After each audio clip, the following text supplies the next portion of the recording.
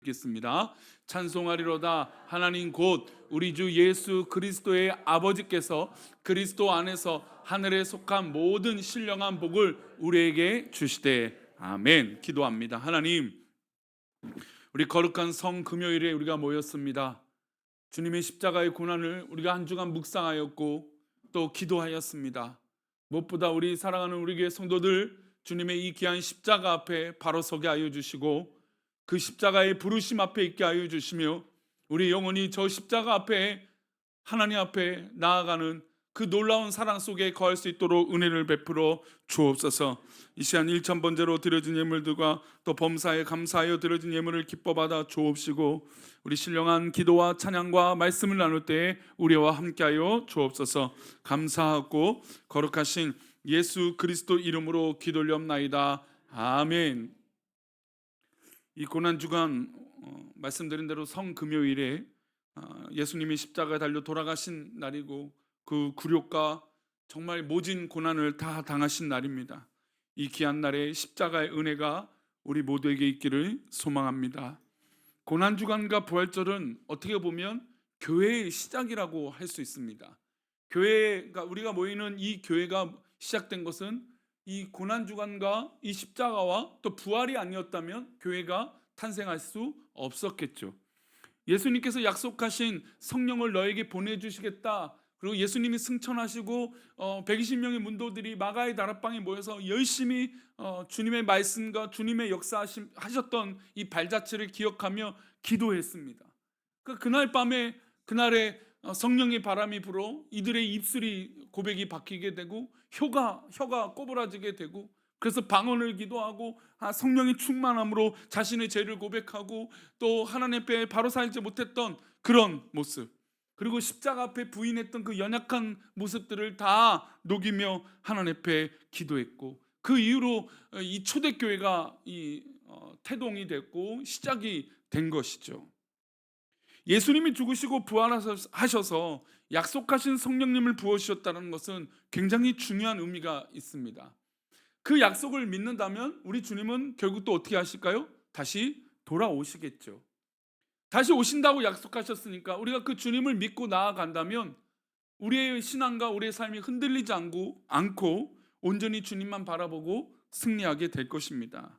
오늘 이 금요기도에 오신 성도님들, 주님의 십자가를 믿으십니까? 주님의 부활을 믿으십니까? 주님이 다시 오실 걸 믿으십니까? 그렇다면 그 은혜로 우리가 하루하루를 살아가야 될 줄 믿습니다.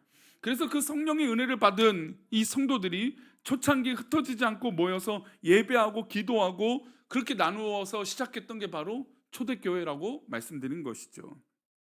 그러니 이 은혜가 풍성해지려면 우리는 어디 테두리에 있을까요? 교회라고 하는 테두리에 있을 때 은혜가 있는 거예요.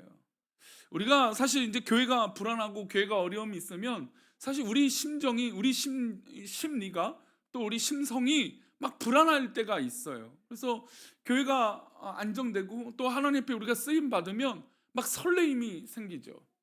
우리 성도님들이 그런 설레임이 있기를 축원합니다. 내가 하나님 앞에 쓰임 받고 또 우리 성도들을 사랑하고 또 품어주고 기도하고 또 섬기고 사랑하는 은혜, 그 은혜가 교회 안에서 흘러가야 되죠. 그래서 초대교회 역사들을 보면 사람들이 모여서 막 기도하고 이렇게 하는데 모이면 뭐가 부족해요? 밥이 부족해요. 늘 그게 문제인 것 같아요. 사실은 먹고 사는 문제. 아니 뭐 매일 이렇게 있을 수는 없잖아요.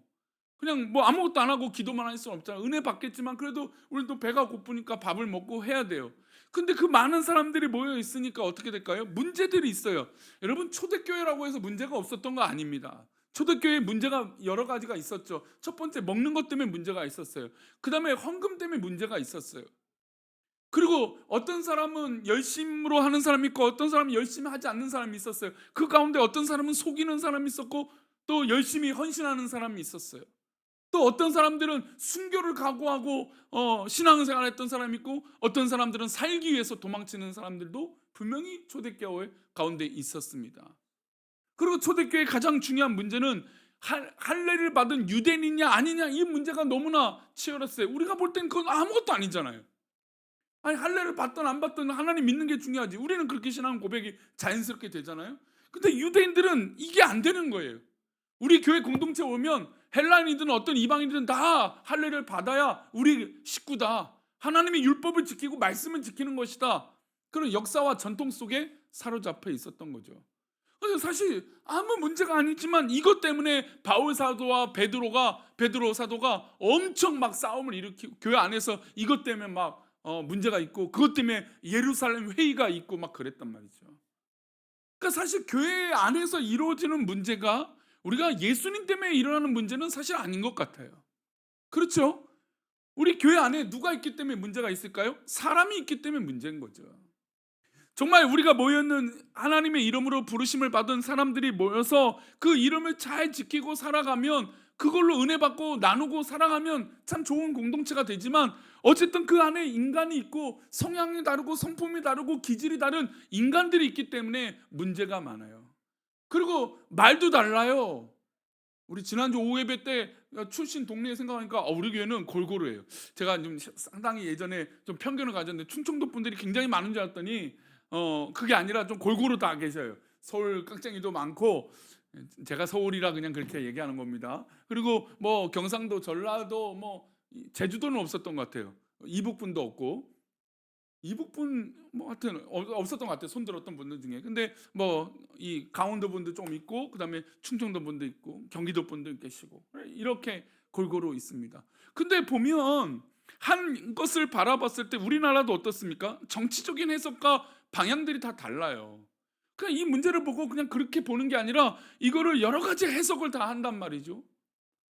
그러니까 오해와 어떤 납득이 안 되고 문제가 있는 건 사실 우리 인간들이 그거를 어떻게 바라보느냐에 따라서 문제가 생기는 거예요. 그리고 실제로 죄를 짓죠. 인간들은 연약하기 때문에 넘어져요. 말 실수할 때도 있죠. 예쁘게 말하면 좋은데 예쁘게 말이 안 될 때가 있어요. 편하다고 말했는데 그 편한 말이 오히려 그 사람에게 상처가 될 때도 있어요. 이게 예수님 믿는 거랑 뭔 상관이 있습니까? 아무 상관이 없습니다. 그런데도 불구하고 그런 오해나 그런 표현들을 우리 인간이 연약하기 때문에 자연스럽게 한단 말이에요. 그래서 교회라고 하는 공간 안에서 있으면 늘 행복하고 좋아야 되지만 죄송하지만 교회라고 하는 것은 이러한 싸움들이 계속 있다는 거예요. 물론 당연히 세상에 나가면 더 어려운 문제가 있죠. 차라리 내가 예수 믿지 않는 사람들이고 믿지 않는 사람들이라면 난 쳐다도 안 볼 수도 있는 그런 문제예요. 근데 우리는 믿음의 공동체고 한 교회 식구라고 하는 문제 때문에 이게 안 볼 수는 없단 말이에요. 모른 척하기는 어렵단 말이에요. 강대상에서 목사님 늘 사랑하라고 얘기하고 하나님 말씀 가운데 사랑이 제일 중요하다고 얘기하는데 이 사랑이 쉽냐 이거예요. 그래서 제가 지난 이 교회라고 하는 것, 우리 트라우마와 우리의 상처를 극복하기 전에 이 긍휼함을 얻는 이 사랑하는 마음이 되게 어렵다. 함부로 말해서는 안 된다. 하지만 결국 우리의 회복은 사랑 안에 있을 때 해결이 된다는 거예요. 우리가 성금요일을 맞아서 한번 묵상해 볼까요? 예수님이 종료주일을 지난주에 보냈습니다. 종료주일을 보낼 때 왜 종료주일입니까? 예루살렘에 예수님이 올라가시는데 거기 수많은 유월절을 지키려고 했던 수천 명, 수만 명의 사람들이 예수님이 올라가는 걸 봤어요. 첫 번째, 두 번째 해도 늘 올라가셨지만 그때는 괜찮았어요. 근데 이제 세 번째 올라가시는데 예수님의 소문이 뭐 온 예루살렘과 온 유대 지역에 퍼졌던 것이죠.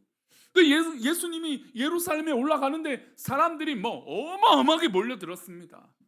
그리고 그 예수님이라고 생각했던 우리가 봤던 그리고 목도하고 들었던 이 예수님은 보통 분이 아닌 걸 모든 사람들이 알았습니다.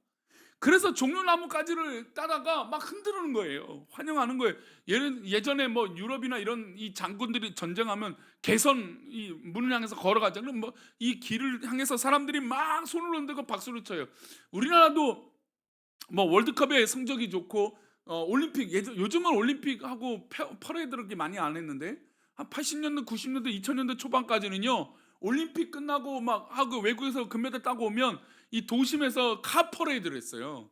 그런 사람들이 막 태극기를 흔들고 국기를 흔들고 막 했던 거죠. 그러니까 마치 지금 예수님이 예루살렘에 올라가셨을 때 사람들이 그렇게 환영을 했단 말이에요. 근데 이 사람들이 며칠 만에 3, 4일 만에 뒤바뀐 거예요. 그리고 이 대제사장들과 공회원들과 바리새인들과 서기관들이 모략을 짜서 가룟 유다가 예수님을 판단하는 소식이 딱 잘 됐다. 저기 12제자 중에 한 사람이 딱 그렇게 우리가 군대와 군인들을 데리고 예수를 잡자. 그리고 재판에 넘기자. 이미 빌라도라고 하는 재판장이 있음에도 불구하고 대제사장이 이 예수님을, 죄 없는 예수님을 죽이기로 작정하고 그렇게 몰아갔습니다. 그리고 사실 이 제사장들과 공의원들은 이미 정치적인 힘이 있었어요. 그래서 사람들에게 부릴 수 있었던 거죠. 야, 우리가 이런 여론몰이를 하자. 지금 우리가 정치를 이제 투표를 한 2주 앞두고 있는데 얼마나 이 정치 바람을 부르려고 막 합니까? 하루에 막 말 한마디 때문에 하죠. 그래서 두 정당, 우리나라가 대표적인 두 정당 다 입조심하라. 근데도 왜 이렇게 말실수만 해요? 여러분 신기하지 않아요? 정당이 이렇게 선거 운동을 이제 어제부터 시작을 했는데 대부분 각 당의 대표들이 입조심하세요라고 그래요. 말실수하면 우리 선거에 집니다. 그런데 매일 말실수예요. 여러분 사람이 그렇다라는 거예요. 사람이, 인간이 바로 그렇게 연약하다라는 거예요. 여러분이라면 안 그러실 것 같아요? 가장 쉬운 방법은 지금 이제 바로 대표기도 한 명씩 시켜보면 돼요. 한 명씩 대표기도 여기 딱 해서 해보세요. 그러면 이제 어떤 분은 말을 씹는 분이 있고 어떤 분은 했던 말 또 한 분이 있고, 뭐 그런단 말이에요. 사람은 말을 한다는 것, 말을 전한다는 게, 또 말을 표현한다는 게 우리는 언제나 실수할 수 있는 그런 존재예요. 나는 아니다 그런 소리 하지 마세요. 다 똑같은 거죠. 근데 그것을 어떻게 사랑으로 품어나가고 또 끌어안고 또 나의 실수도 인정해주고 쿨하게. 우리 성도님들 가끔 우리 사양 사람들 보면 그런 분들이 있어요. 아유 나는 쿨해요. 할 말 다 해놓고 쿨하대요. 받은 상처는 어떻게 하고. 정말 쿨한 거는요, 저 사람이 기분이 안 좋을 때 그것을 품어주는 게 쿨한 거예요. 사랑으로 이해해 주는 게 진짜 쿨한 거지, 나는 성질 다 부리고 뒤끝이 없는 건 쿨한 게 아니에요. 우리나라 좀 그런 잘못된 표현인데, 진짜 쿨한 건 내가 실수했을 때 그걸 쿨하게 받아들이고 잘못했습니다, 죄송합니다. 그게 뭐가 어렵습니까? 저는 오히려 그렇게 실수를 인정하는 것이 더 멋진 사람이라고 믿어요. 그게 더 쿨한 거죠. 어쨌든 인간은 그렇게 실수합니다. 지금 어디서부터 왔어요? 어디서부터 이 얘기가 왔어요? 종려나무 가지 흔드는 얘기 했잖아요. 이 이스라엘 사람들이 예루살렘 6월절에 예수님이 올라가는데 종려나무가 흔들고 예수님 다윗의 자손이 찬송하려다 막 이랬어요. 근데 이 사람들이 3, 4일 만에 완전히 뒤집어져서 예수님을 못 박으라, 예수님을 죽이라, 바나바를 놔줘라, 이렇게 돼버린 거죠. 빌라도는 재판을 했습니다. 예수님의 죄를 찾았어요. 따져봤습니다. 예수님과 대화도 했습니다. 죄가 없는 거죠. 여러분, 우리가 교회 안에 있어도 실제로 죄 없는 사람들을 이렇게 죽일 수도 있는 것이 바로 교회 공동체가 될 수도 있다는 거예요. 우리 인간들이 바로 그런 연약한 존재라는 거죠. 그래서 우리는 한번 따라합시다. 죄송하지만 한번 따라합시다. 착각하지 말자. 나는 아니라고, 나는 예수님을 십자가에 못 박은 사람이 아니라고 나는 그런 예외다 착각하지 마세요. 우리 다 동일하게 예수님을 못 박은 죄인이죠. 이 목사도 마찬가지고 우리 모두 다 예수님을 못 박은 죄인입니다. 그러니까 그 죄인이 모인 게 바로 그거예요. 아니, 예수님의 제자들 한번 얘기해 볼까요? 제자들, 예수님 예언까지 하셨어요. 야, 너 나 부인할 거야. 예수님 나 절대 부인 안 할 거야. 아니, 사람이 그렇게 장담하면 실수 안 하잖아요, 보통. 그런데 한 여종이 당신 저 예수님 옆에 있는 사람 아니야? 그랬더니 예수님을 향해서 욕을 하면서 나는 저와 상관없는 사람이라고 도망쳐요. 어떤 사람은 예수님 잡히니까 뻘겋 옷이 벗겨진지도 모르고 도망치는 사람도 있었어요. 고향으로 갔어요, 살고자.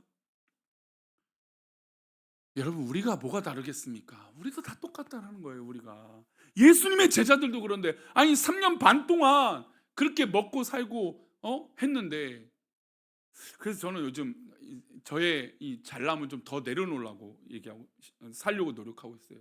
저도 열심히 살고 있거든요. 정말 열심히 더 살고 있고 정말 또 어떻게든 우리 성도들 붙들고 하려고 하는데, 그래도 부족함이 있고 제가 우리 성도들의 100점이 될 수 없다는 걸 더더욱 느껴요. 그래서 가끔은 저도 생각이, 내 몸이 한 5개나 10개라면 우리 성도들 등 긁어 달라고 할 때 다 등도 긁어드리고, 뭐가 필요할 때 좀 해주고, 그렇죠? 저는 아내에게 등을 자주 긁어달라 그래갖고 얼마나 그 손이 좋은지 몰라요. 근데 내가 어렵고 힘들 때 나의 그 아픈 데를 긁어주고 보듬어 주는 게 얼마나 좋아요. 그냥 목사님을 향해서 아마 다들 그렇게 생각할 거예요. 그런데 그러지 않아요. 그래서 예전에 제가 부임하고 나서는 사실 전화도 많이 드리고 또 안 나오신 분들 이렇게 하는데, 제가 최근에는 정말 환우들, 정말 문제 있거나 환우들 말고는 전혀 전화를 안 드려요. 왜냐하면 제가 전화를 한번 했더니 이게 또 한계가 있더라고요. 저도 한계가 있어요. 그래서 차라리 이제 전화를 안 하는 목사로 소문 나야겠다. 그래서 오늘 아까 목사님, 부목사님한테 몇 명은 전화 목사님이 하세요 얘기를 부탁을 드렸습니다. 왜 그러냐면 실수할까 봐. 저도 말하면서 실수해요. 우리 권사님들한테 말했다가 또 장로님들한테 다른 얘기하면 장로님들도 오해하실 수 있잖아요. 그러니까 저도 말을 많이 하면 저도 실수해요. 오늘도 강단에서 이 설교하면서 얼마나 많은 실수를 했을까요? 지금 바로 딱 말이 실수하잖아요. 인간이 이렇다는 거예요. 그렇게 모인 데가 어디예요? 교회예요. 그래서 교회를 향해서 완벽하다라고 생각하고 내가 완벽하다라고 생각하는 사람은 가장 교만한 사람이에요. 교회는 연약할 수밖에 없어요. 교회는 문제가 있을 수밖에 없어요. 근데 우리 한국교회가 사실은 이제 너무 많은 문제가 있었기 때문에 실망이 너무 컸어요. 그런데 제가 지난주 오후 예배 때 우리 성도들에게 그 얘기 드렸죠. 우리 교회에 무슨 바람이 분다? 좋은 바람이 불고 있다. 성령의 바람이 불고 있다. 제가 막 느껴요. 그래서 새벽 예배 때도 수요일 날 말씀드렸는지 새벽 예배 때 말씀드렸는데, 목요일 날 새벽 예배 때 말씀드렸는데, 수요일 날 저녁에 우리 영환 사장님한테 연락이 왔어요. 목사님, 저기 한 두 분이 부부 되시는 분이 이 저녁 예배 팻말이 저기 붙어 있는데 예배 드리러 오셨다고 하는데 어떡하죠? 저희 이제 교육자들 좀 모임이 있어서 저녁 식사하고 있는데 그 카톡을 보는데, 아이고.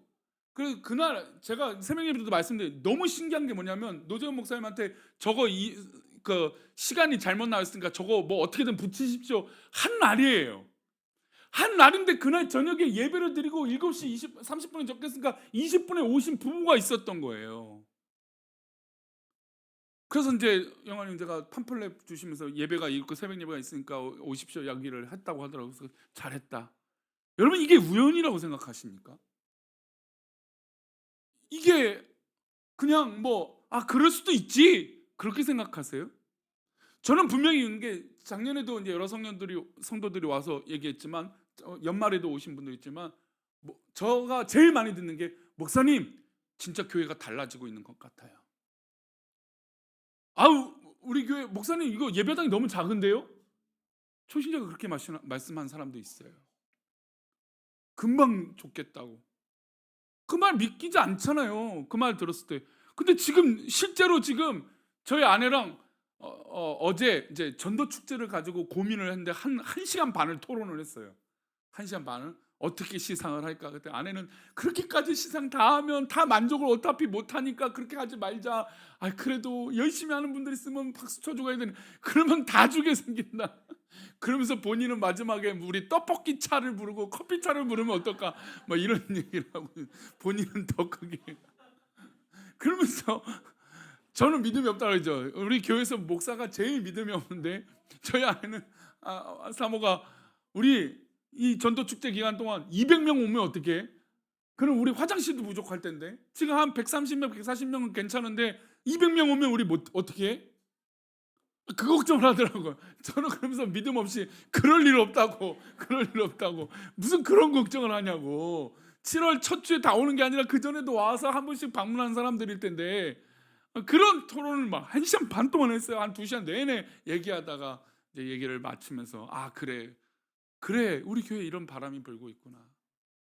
그런데도 인간이 있기 때문에 속상하고 안 좋을 때가 있어요. 저는 내일 청소하는 날이에요. 청소하면 되게 신나잖아요. 청소하면 교회에 묵은 때를 닦고 먼지를 닦는 거예요. 얼마나 좋은 일입니까? 그런데 분명히 하면서 불편한 사람들이 분명히 있을 거예요. 말 때문에 불편하고 행동 때문에 불편하고, 저 사람은 이렇게 닦는데 나는 이렇게 닦는 게 좋은데 왜 나한테 이런 걸 강요하는지 막 이러면서 짜증나고, 그러면서 또 밥 먹을 땐 다 같이 모여야 되는데 좀 멀리 앉고 싶은데 목사님은 자 가까이 오세요 다 이러니까. 그게 근데 교회라는 거예요. 제가 왜 이렇게까지 얘기 드리냐, 예수님이 이 땅에 오셔서 십자가를 지시고 우리가 이 교회가 됐던 게 우연이 아니라는 거예요. 보세요. 오늘 말씀 에베소서 1장 3절 말씀 다시 읽어볼까요? 시작.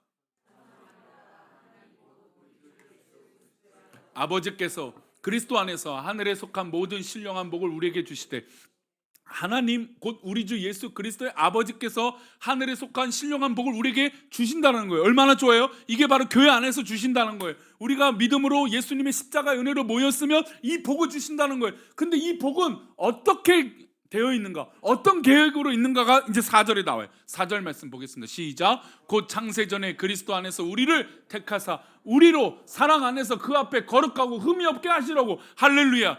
우리는 연약합니다. 우리는 부족합니다. 우리는 흠도 많아요. 우린 그런 존재예요. 우리가 예수님 못 박은 그런 존재들입니다. 그런데 이런 연약한 존재를 누가 택하셨어요? 하나님께서, 그리스도께서 창세 전부터 우리를 택하셨다는 거예요. 그러니 지금 이 금요 기도를 드리고 기도하는 우리들은 우연이 아니라는 겁니다.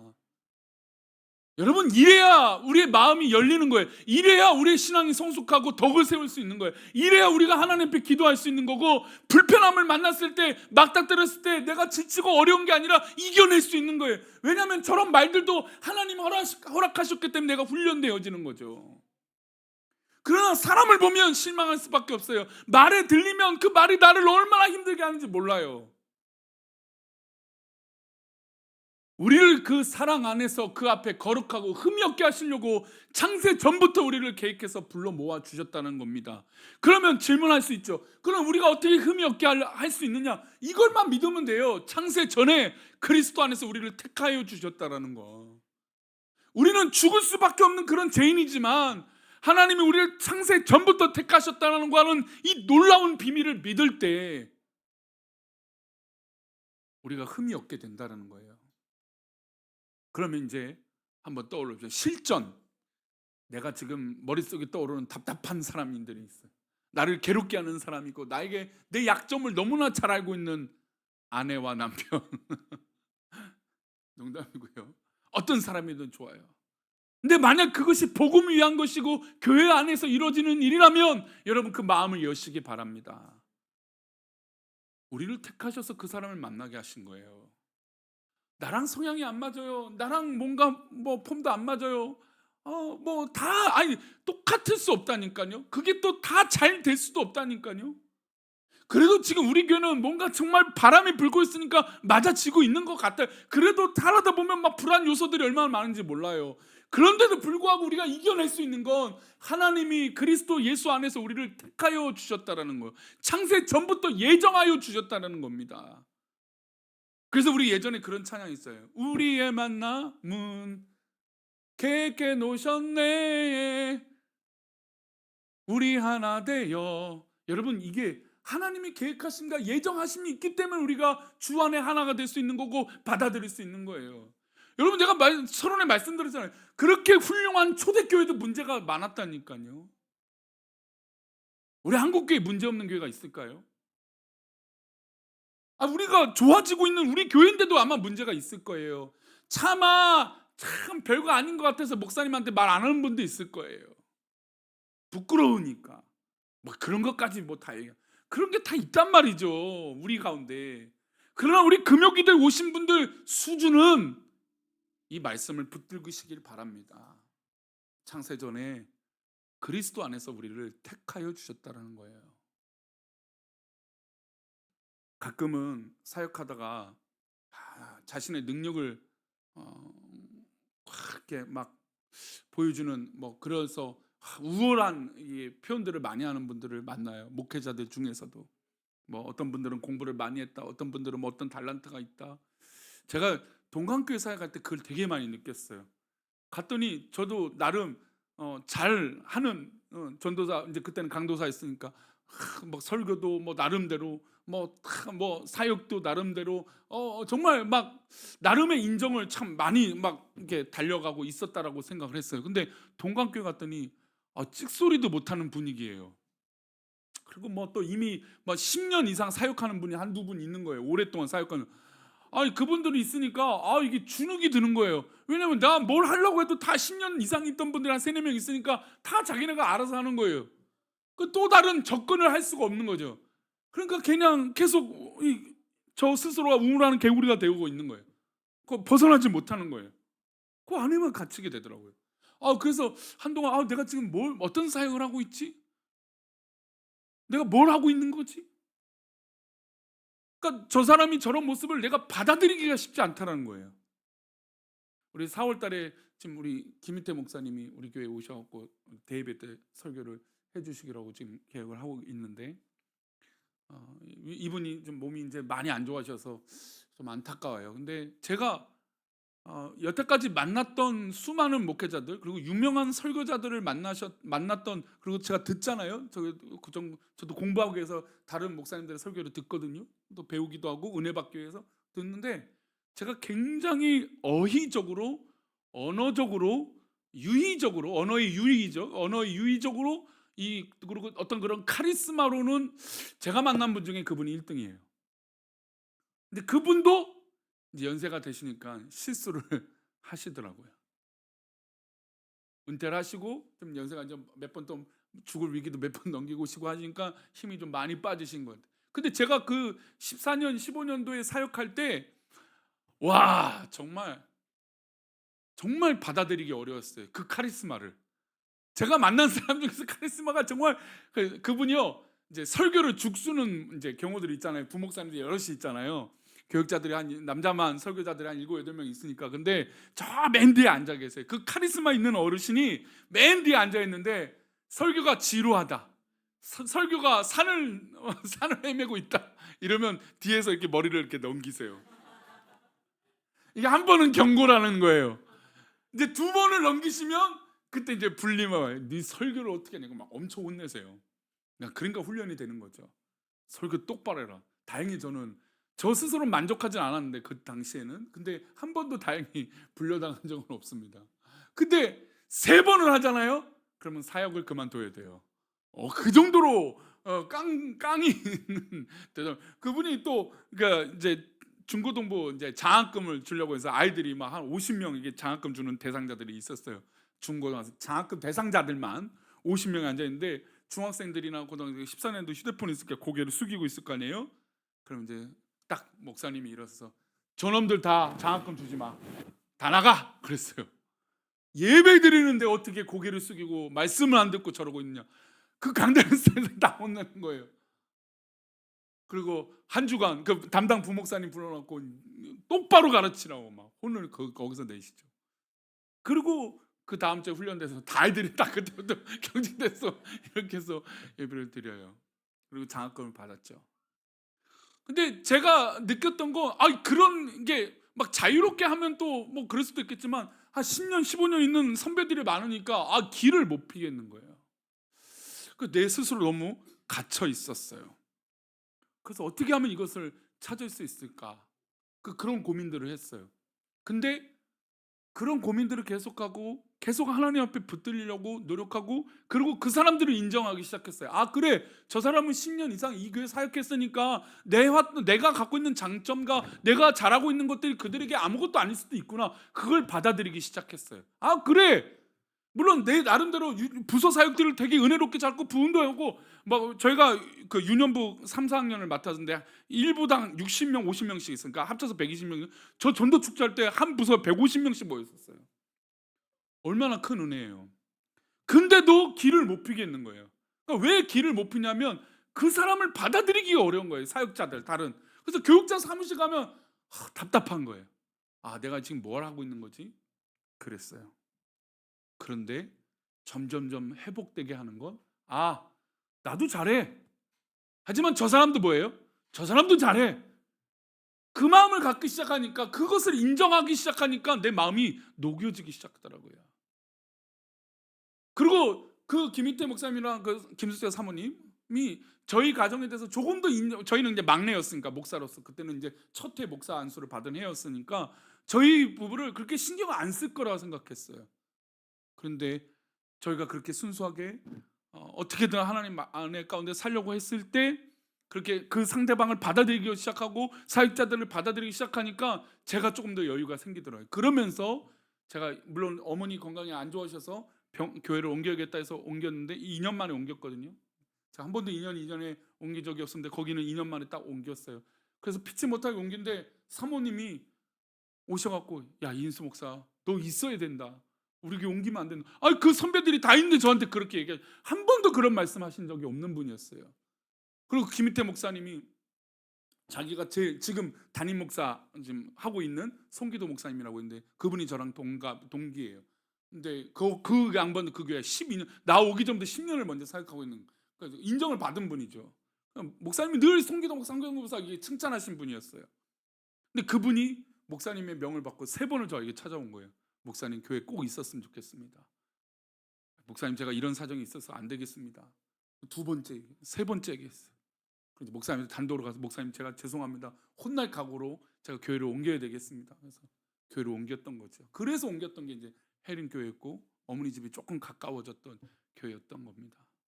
그러면서 제가 그때 깨달았던 건, 저 상대방이 그러니까 나를 힘들게 하는지는 않아요. 근데 어떤 일이 있던 어떤 것이 있던 그 사람에 대해서 내가 받아들일 마음이 있느냐 없느냐가 굉장히 나를 움직이고 나를 요동치게 만들더라는 거예요. 저 사람을 내가 받아들이지 않으면 이상하게 저 사람이 힘든 게 아니라 누가 힘들어요? 내가 힘들더라는 거죠. 그래서 제가 그때 너무 많이 배웠어요. 아, 저렇게 날고 기는 사람들이 있고 나도 그래 잘해. 하지만 순서상 내가 어떻게든 안 될 수도 있어. 하지만 그것을 인정할 때 그것이 굉장히 중요하다는 것을 깨달았다는 거죠.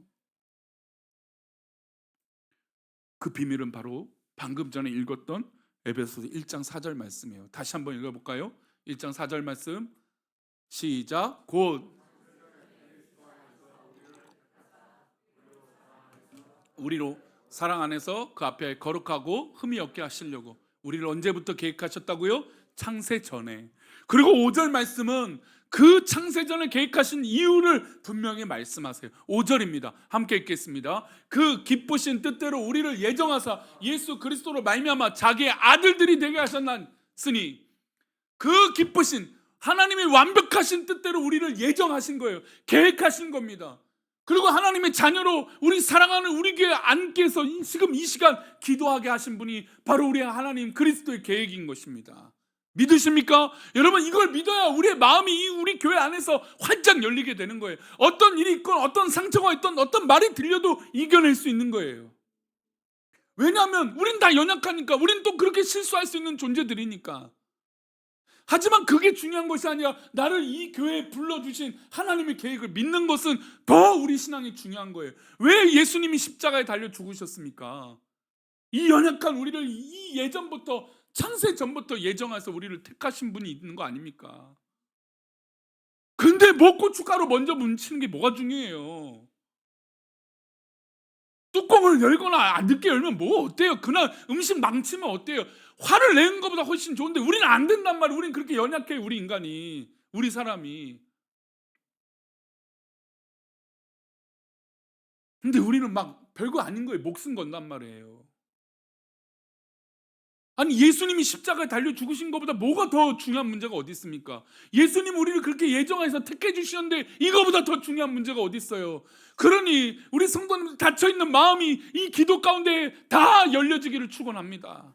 미워 죽겠어, 나한테 상처 주는 그 사람들을 향하여, 여러분, 나는 하나님이 나를 택하 주셨어, 나를 아들 되게 하셨어라고 하는 이 귀한 사실을 믿으시기 바랍니다. 그리고 6절 말씀에 이렇게 얘기하세요. 함께 읽겠습니다. 이는 그가 사랑하시는 자 안에서 우리에게 거저 주시는 바 그의 은혜의 영광을 찬송하게 하라는 것이라. 하나님의 아들됨을, 하나님의 자녀됨을 어떻게 주셨다고요? 어떤 대가로요? 공짜로 주셨다는, 공짜로. 예수님의 십자가의 보혈의 의미를 우리에게 계산하신다면 그 계산의 대가를 치를 수 있는 사람이 있을까요?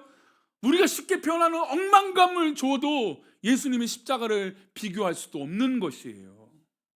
우리에게 거저 주셨는데, 구원을 거저 주셨는데, 하나님의 자녀된 걸 거저 주셨는데, 우리가 무슨 공로가, 우리의 무슨 의로움이 자랑이 될 게 있겠습니까? 한 번 더 따라합시다. 내가 성도들 앞에 자랑일 것이 하나 없다. 믿으십니까? 그래요. 성도들 앞에 조금도 내가 잘한 것이 자랑이 될 수 없어요. 주님의 십자가에 이 거저 주신 바의 은혜가 아니면 우리가 할 수 없다라는 것이죠. 그리고 우리는 하나님의 성전인 것을 기억해야 됩니다. 우리 마지막으로 고린도전서 3장 16절인데요. 이 말씀 읽겠습니다. 시작. 너희가 하나님의 성전인 것과 하나님의 성령이 너희 안에 계시는 것을 알지 못하느냐. 너희가 하나님의 성전인 것과 하나님의 성령이 너희 안에 계시는 것을 왜 알지 못하고 실수하고 넘어지느냐. 고린도전서는 왜 이 고린도전서에 이 말씀이 쓰였습니까? 이 교회 안에 너무나 많은 분파와 파들이 나눠져 싸우고 있기 때문이에요. 교회 안에서 치료받고, 교회 안에서 위로받고, 교회 안에서 사랑받고, 교회 안에서 사역하고, 교회 안에서 한 일꾼이 되고 그래야 되는데 편가르기 하고 분란이 일어나고 여러 가지 그냥 문제의 집약적인 교회가 고린도 교회였어요. 그래서 바울 사도가 답답한 심정으로 얘기하는 거예요. 야, 너희들이 하나님의 성전이고 성령이 너희 안에 계시는데 왜 알지 못하고 그렇게 행동하느냐. 그렇게 안타까운 마음으로 얘기하는 거죠. 그러니 하나님이 나를 창세전에 예정하신 것을 잊지 마십시오. 창세전에 지금 우리 사랑하는 우리 교회 공동체로 불러 모아주신 것을 잊지 마시기 바랍니다. 우리 그런 의미로 앞뒤에 좌우에 계신 분들은 얼굴 한번 보세요. 눈 한번 마주치고 예? 눈 한번 마주쳐 주세요. 여러분, 하나님의 역사로 우리 이렇게 앉아 있는 거예요. 아멘. 하나님의 은혜로 우리 교회에 지금 바람이 불고 있다는 거 잊지 마십시오. 그리고 달려가 봅시다. 힘내 봅시다. 그래서 하나님의 은혜로 우리 성도님들의 영혼이 회복되기를, 따뜻한 마음의 심령이 되기를 소망합니다. 이 시간 우리 주의 손에 나의 손을 포개고 우리 십자가 이어서 한번 불러보겠습니다.